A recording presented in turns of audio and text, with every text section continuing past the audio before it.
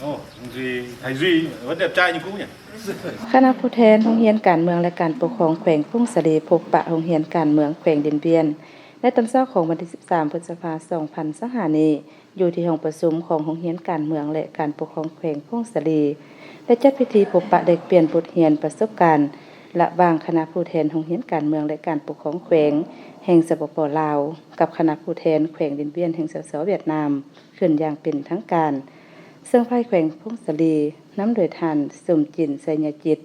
ห้องหัวหน้าโรงเรียนการเมืองการปกครองแขวงพุ่งสะเลแห่งสปป.ลาว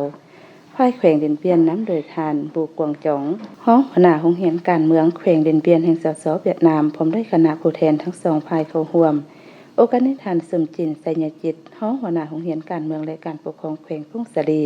ได้กล่าวแสดงความต้อนรับอย่างอบอุ่นเดชราคาสูงต่อการมาเยี่ยมยามและเฮ็ดเวียกในครั้งนี้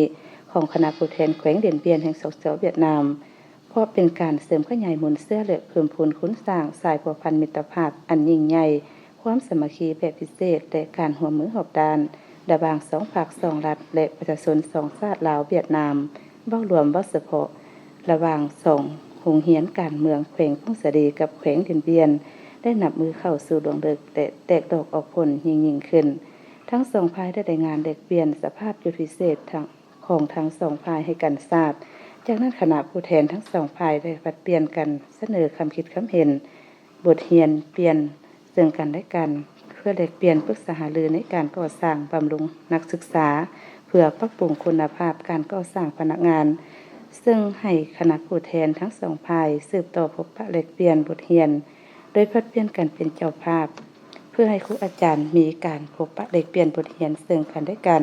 เพื่อพัฒนาเวียกงานโรงเรียนการเมืองและการปกครองให้นับมือได้รับการพัฒนาดีขึ้นกว่าเก่าnghỉ đây á nghỉ chỗ nhà không mua á hai ba